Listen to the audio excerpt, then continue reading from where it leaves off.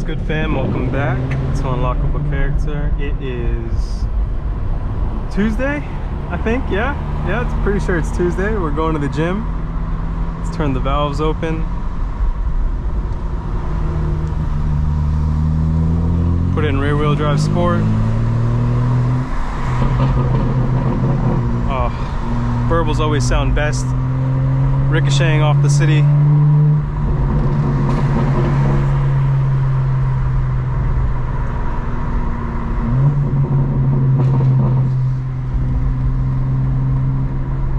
And with new tires going on Friday, guys, I'm not worried about burning a little bit of rubber, you know what I'm saying?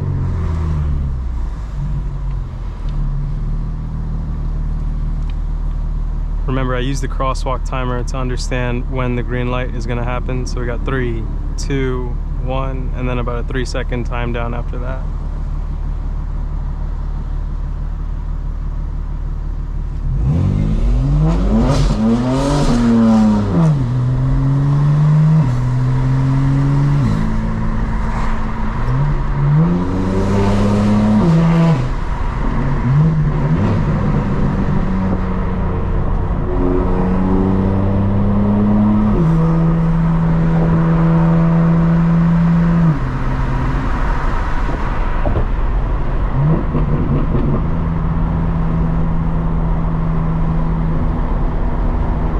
That's one way to get your tires warm.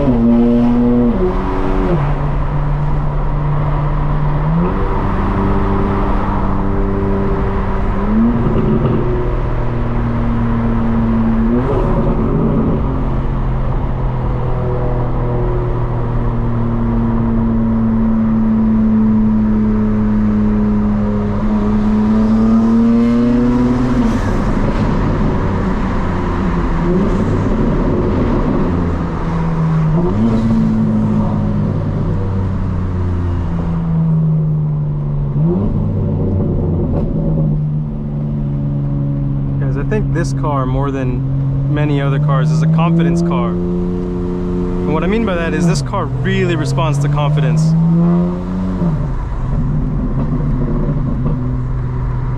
It sounds better, it drives better. The more confident you are driving this car, of course, confidence within reason, right? Within your abilities. This car will also absolutely kill you if you're overconfident and you don't have the actual abilities.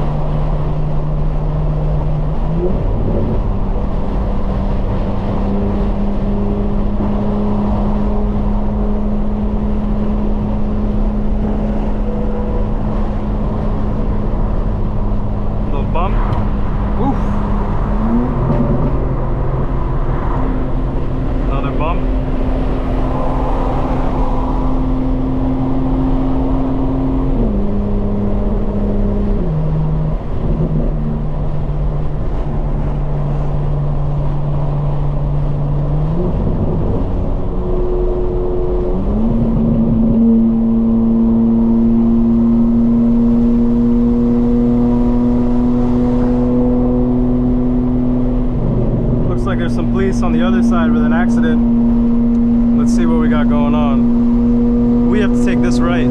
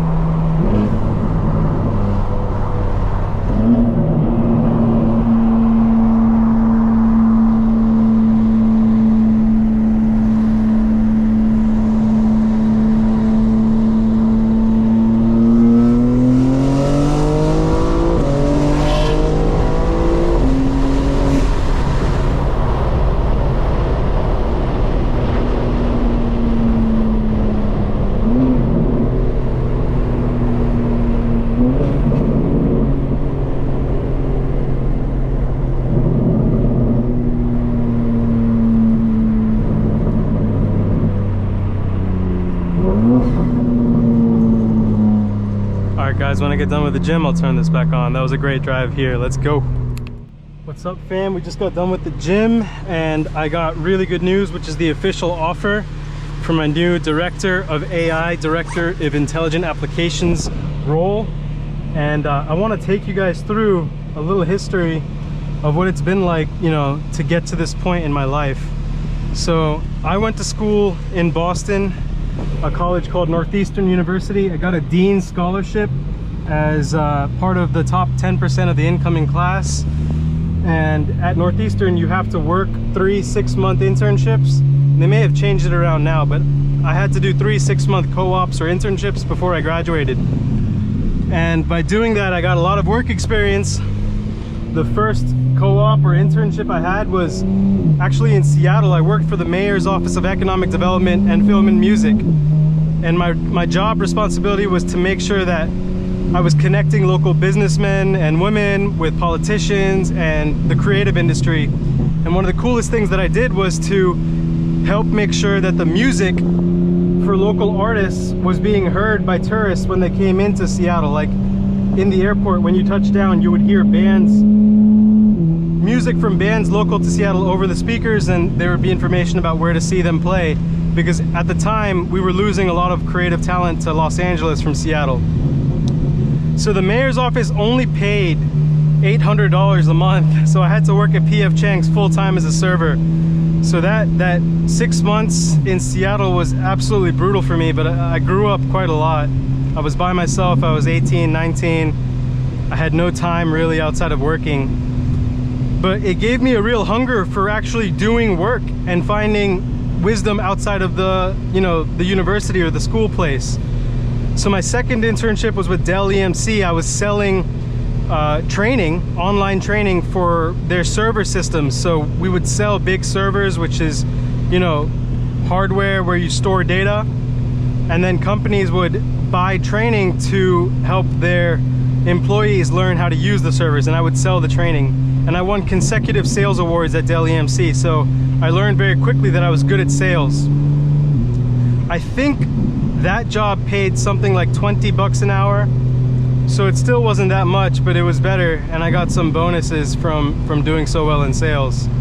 Now the third internship was with State Street Bank and Trust in Boston. It was a business analyst who worked in the IT group, and what I was doing is basically analyzing data, systems, workflows, and trying to make things run better. That was the best internship I had. It paid a lot better than anything else before. I think it was like over $30 an hour, and I got my first full-time offer after that internship at State Street, so it really helped me get a full-time job. So when I graduated college, it took 5 years because I spent 18 months working across 3 jobs. My first salary was $70,000, but I negotiated to get $70,000 off the bat, and I also negotiated to make sure I got overtime because I knew I was going to be working like crazy. So what ended up happening is the first year, I think I made close to,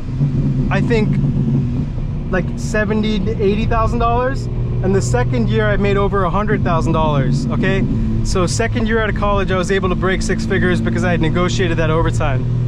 Now I was working 100-hour weeks, guys, and it really was burning me out. So I got a really good opportunity to join BNY Mellon as a vice president at the age of 24 in their process automation team. I was a specialist developer and vice president, and I was working with robotic process automation and optical character recognition to develop basically digital transformation projects for the bank. And so that salary was $105,000 guaranteed with no overtime. So that meant I didn't have to work 100-hour weeks to get paid 6 figures. So that was pretty good. And what ended up happening is after over a year of working at BNY Mellon, I got recruited to join a consulting company called Clarity Technology Partners. And Clarity Technology Partners was hired by BlackRock. The salary was actually a W-2 contract, so I was getting paid by the hour. And they offered me $100 an hour, guys. So that works out to be like between $208,000 to $216,000 a year when you're working $100 an hour for 40-hour work weeks. Now the catch was that there was no benefits. So imagine going from $105,000, cushy salaried position with BNY Mellon to getting offered to do $100 an hour for a consulting gig with no benefits, like no health insurance, no dental insurance, eye insurance, no guarantee of a full-time job, but the opportunity to make over $200,000 in a year.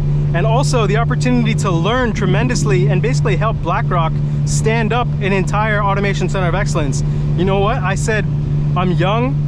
Now is the time to take the risks and learn. So I did it. And over that year, I did make just over $200,000. And then BlackRock hired me full-time as a vice president and solution architect after a year of consulting for them. And the salary that I had at BlackRock was $155,000. Now, from BlackRock, I joined an AI startup, and the promise of the AI startup, it was called Olive AI, was that it was going to be worth billions of dollars in valuation, and that I would get stock units in the company that would grow in value. So I joined the company right about 150K salary with a 15K sign-on bonus, which was amazing. And they gave me a ton of stock units in the company, which I thought was going to appreciate. So while I was at Olive, we grew from over 300 employees to over 1,400 employees, okay? Massive growth. The company's valuation went from under $1 billion to $4 billion. So I thought this was a great move. You know, my stock options in the company have grown over 4 times in value, which meant that they would have been worth hundreds of thousands of dollars. But then very quickly, things went south for Olive and the company actually folded. So I ended up leaving before the company folded. All of my stock options were now worthless. And that was a big life lesson, guys, that when you're looking at compensation and you want to join a startup and they're enticing you, they're attracting you by saying, oh, we'll give you tons of equity in our startup so that when we go public, you know, it'll be worth a lot of money. The real danger nowadays is that it's incredibly difficult for startups to go public. It's incredibly difficult for that money to actually be worth something, those options to be worth something. So I recommend taking a higher compensation based on a salary and a sign-on bonus than stock units, especially in the current financial crisis of funding and high interest rates that we're going through. Because there really is right now a white-collar recession in technology. There really is. And I just went through it in terms of, you know, I probably applied to over 1,000 jobs and got maybe 20 interviews, just to give you a sense of how bad it is out there, okay? Okay, so from Olive, I joined a company called Alchemy. And at Alchemy, I got a 15K sign-on bonus and 165K salary. That was really good. And what ended up happening is a few months into the role, I got promoted into a lead sales engineer role. So I started as a senior solution architect, then I became a lead sales engineer. Alchemy is a fintech AI company. And when you become a sales-facing person, you get a commission of all the sales. So I was also getting, in addition to my salary, a percentage of all sales that I helped generate. So that was a great compensation structure, really. From Alchemy, I joined Cognaze because what I experienced at Alchemy is I joined pre-Series A, they raised their Series A. So Series A is the first large external source of funding for a startup company where you go to investors and you raise capital. So they were able to raise their Series A. I joined right before they did it, and they weren't able to raise their Series B because of such a tough economic climate. So I joined Cognaze, and Cognaze I joined at a 180K base salary with a lot of stock options as well. And so you've seen now how I started when I graduated college at 70K base salary, which I earned 6 figures by the second year because I was able to work overtime. Then I got to 105K salary at BNY Mellon, then 155 at BlackRock, then 155 at Olive with a large 15K sign-on bonus and a lot of stock units, which ended up being worthless. Then 165K with the 15K sign-on bonus at Alchemy, then compensation-related sales-related compensation where I was making money off sales, and that was quite a bit on top, you know what I mean? We're talking about like another 10 to 30K that you could make from sales on top of the base salary. And then Cognaze, where I joined at 180K and also had a lot of equity. Again, though, the company I joined right after their Series A, they were unable to raise their Series B, and I left. And that's what's brought me here, where I've just accepted an offer at 200K base salary, which is, I'm 32 now. I think that sets me up in terms of the future really, really well. Because at 32 to make 200K base, you know, that is, you know, looking towards my 40s, I could start making almost $500,000 in my 40s based on a base compensation structure. And that's what I want to be doing. You know, I want to get into those C-suite roles. I want to be a chief technology officer, a chief information officer, a chief executive officer. And I think I've set myself up to do that. So that's really helped you kind of understand my journey. I don't think it's normal, but I've been able to take a lot of risks in my life, and that's what's accelerated my salary structure and my compensation. And I just have a ton of expertise across AI startups and financial companies.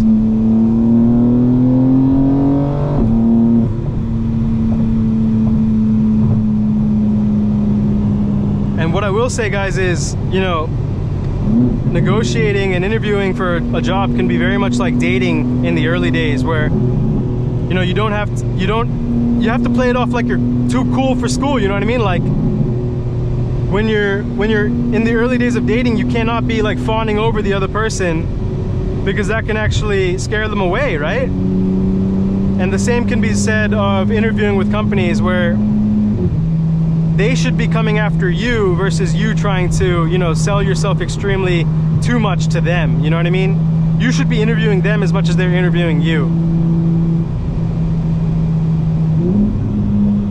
I remember that Olive, when I was getting recruited from BlackRock to Olive, I was missing the recruiter's calls. I wasn't even picking up.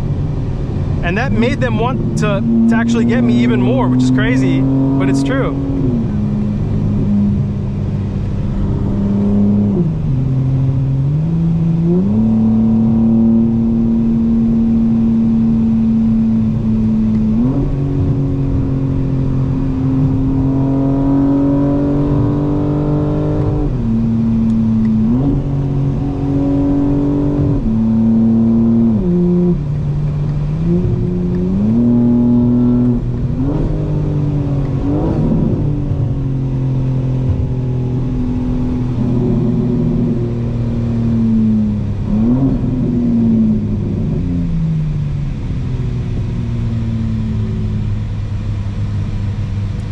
Pretty typical midday traffic in Atlanta.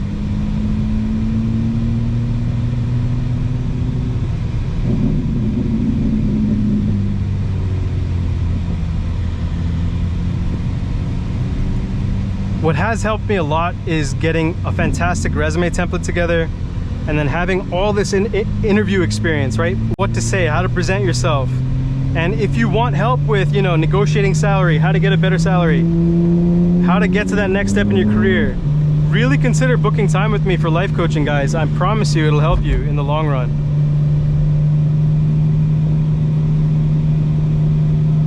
If you're in the Discord, I provide that resume template, and I think it's a fantastic one to use.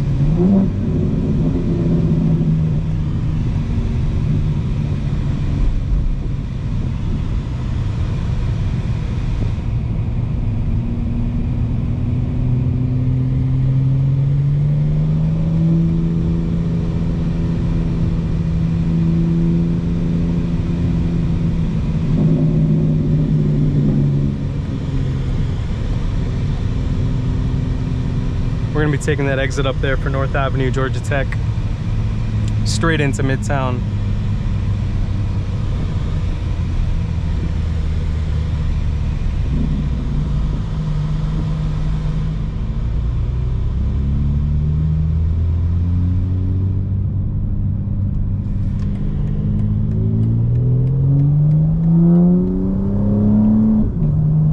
See if we can have some fun underneath this tunnel, or this bridge.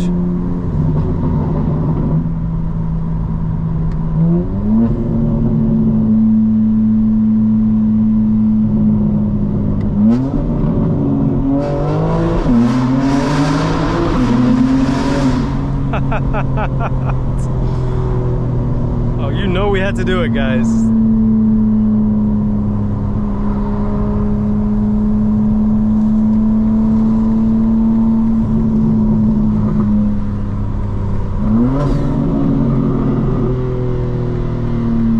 Alright, I'm gonna cap it there. I hope you enjoyed, guys, and everything that I learned in this director of AI position, I will be relaying to people in the Discord, my family, the community, you know what I mean? So you're missing out if you're not in there.